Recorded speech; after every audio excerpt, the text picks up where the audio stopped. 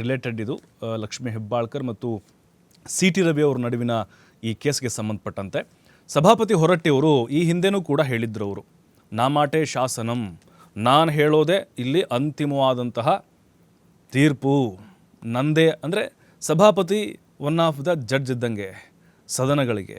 ಹಾಗಾಗಿನೇ ಈ ಹೊರಟ್ಟಿಯವರು ಪತ್ರವನ್ನು ಬರೆದಿದ್ದಾರೆ ಸರ್ಕಾರಕ್ಕೆ. ನೀವು CIDಗೆ ಹಸ್ತಾಂತರ ಮಾಡಿದ್ದೀರಿ ಈ ತನಿಖೆಯನ್ನು, ಯಾವ ಕಾರಣಕ್ಕೋಸ್ಕರ ನೀವು CIDಗೆ ಹಸ್ತಾಂತರವನ್ನು ಮಾಡಿದ್ರಿ, ಅದರ ಕಾರಣವನ್ನು ಕೊಡಿ. ನಾನು ಮೊದಲೇ ಹೇಳಿದ್ದೆ, ಎಲ್ಲವೂ ಬಗೆಹರಿದಿದೆ.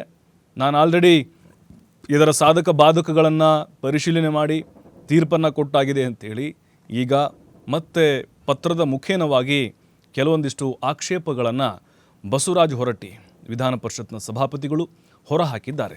ನೋಡಿ, ಅವರು ಹೇಳಿದ್ದಾರೆ, ರವಿ ಕೇಸ್ನಲ್ಲಿ ನನ್ನ ತೀರ್ಪೇ ಅಂತಿಮ ಅಂತ ಹೇಳಿ. ಯಾವ ವಿಷಯದ ಕುರಿತಾಗಿ ನೀವು CID ಕೊಟ್ರಿ? ಸದನದೊಳಗೆ ನಡೆದಂಥ ಘಟನೆಗಳ ಬಗ್ಗೆ ತೀರ್ಮಾನ ತೆಗೆದುಕೊಳ್ಳೋದು ಅದು ನನ್ನ ಸಾಂವಿಧಾನಿಕವಾದಂತಹ ಸಂಸದೀಯವಾದಂಥ ಹಕ್ಕು. ನೀವು ಕಾರ್ಯಾಂಗ ಮತ್ತು ಶಾಸಕಾಂಗದ ಮಧ್ಯೆ ಸಂಘರ್ಷವನ್ನು ಉಂಟು ಮಾಡ್ತಾ ಇದ್ದೀರಿ. ಇದು ಸರಿಯಾದ ಬೆಳವಣಿಗೆಯಲ್ಲ. ಗೃಹ ಸಚಿವರು ಇದಕ್ಕೆ ಉತ್ತರವನ್ನು ಕೊಡಬೇಕು. ಅಂದರೆ ಇದು ನಮಗನಿಸ್ತಾ ಇದೆ. ಈಗಾಗಲೇ CID ಅಧಿಕಾರಿಗಳು ತನಿಖೆಯನ್ನು ಚುರುಕುಗೊಳಿಸಿದ್ದಾರೆ, ವಿಚಾರಣೆ ಕೂಡ ಒಳಪಡಿಸಿದ್ದಾರೆ ಸಿ ಟಿ ರವಿ ಅವ್ರನ್ನ. ಈಗ ಸ್ಥಳ ಮಜರ್ ಮಾಡಬೇಕಾ ಬೇಡವಾ ಅನ್ನುವಂಥ ಗೊಂದಲದಲ್ಲಿದ್ದಾರೆ. ಸಭಾಪತಿ ಹೊರಟ್ಟಿಯವರು ಅದಕ್ಕೆ ಅವಕಾಶ ಕೊಡುವಂತಹ ಸಾಧ್ಯತೆಗಳು ಇಲ್ಲ. ಅಂದರೆ ಇದು ಸದನದ ಒಳಗಡೆ ತೀರ್ಮಾನ ಆಗುವಂತಹ ವಿಚಾರ ಆಗಿರೋದ್ರಿಂದಾಗಿ ಅವರು ಉದಾಹರಣೆ ಕೊಟ್ಟಿದ್ದಾರೆ.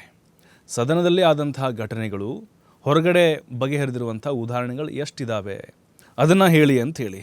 ಅದರ ಜೊತೆಗೆ ಸರ್ಕಾರದ CID ತನಿಖೆ ನಿರ್ಧಾರ ಏನಿದೆ ಇದು ಬೇಸರವನ್ನು ಉಂಟು ಮಾಡಿಸಿದೆ ಅಂತ ಹೇಳಿದ್ದಾರೆ. ಅದರ ಜೊತೆಗೆ ಈಗ ಸಭಾಪತಿ ಹೊರಟ್ಟಿಯವರ ಈ ಒಂದು ಪತ್ರಕ್ಕೆ ಸರ್ಕಾರದಿಂದ ಏನು ಪ್ರತಿಕ್ರಿಯೆ ಬರುತ್ತೆ ಅನ್ನೋದು ನೋಡಬೇಕಾಗಿದೆ.